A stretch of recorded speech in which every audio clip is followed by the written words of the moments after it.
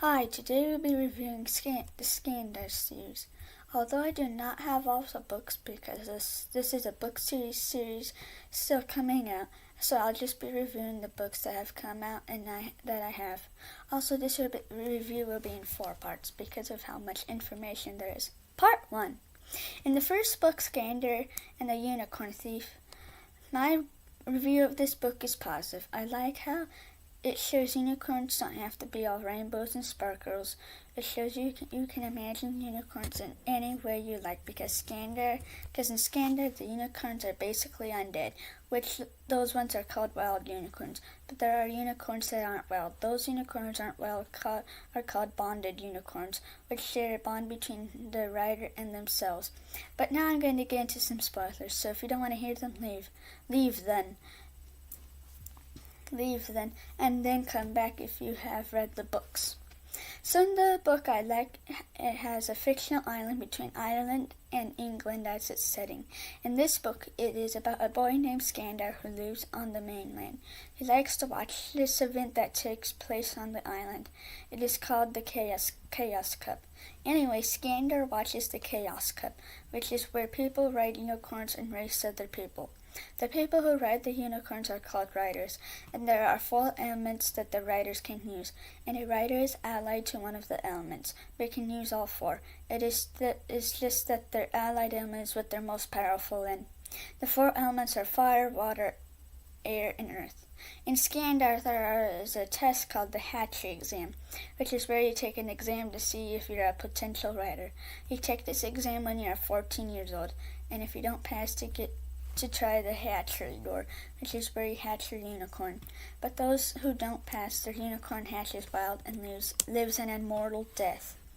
One day Skandar goes to school to take the hatchery exam, but he gets scared and goes home. Late at nighttime, a rider comes and takes Skandar to the island to get a unicorn. Skandar gets his unicorn. He finds out there's actually a 5th element called spirit, and that he's allied to it, and that element is illegal. There's more, but there is more information, but I'm going to have to go to the next book.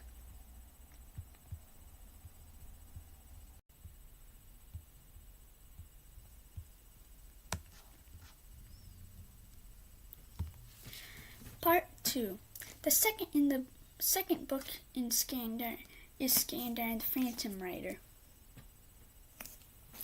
This book is about Skandar's second year at the Eyrie. He and his unicorn Skandar are training alongside the other students, even though he is allied to the spirit element. His instructor is his aunt named Agatha, who is also allied to spirit.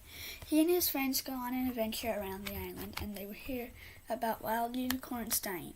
That is a problem because wild unicorns are immortal. They find the culprit of what is killing the wild unicorns, and peace is restored at the end of the book. My review of this book is positive. Part 3. The third book is Skandar and the Chaos Trials.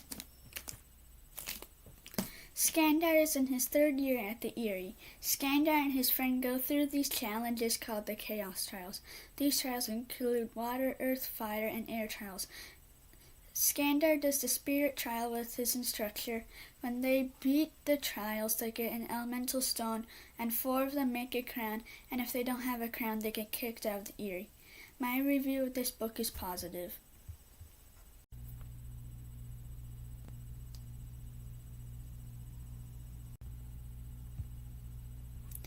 Part 4. The 4th book in the Skandar series is Skandar and the Skeleton Curse. It is about Skandar's 4th year at the Eyrie. Skandar goes through difficulties this year because the island leader is specifically making rules that are targeting Skandar. Eventually, Skandar leaves the Eyrie, and he does research on a wild rider who is allied to all 5 elements. Skandar also participates in the Chaos Cup in order to reverse all the wrongs on the island. My review of this book is positive. Well, that's all 4 parts of the Skandar series review. Now I have to wait until the 5th book comes out until September or August. Anyway, bye.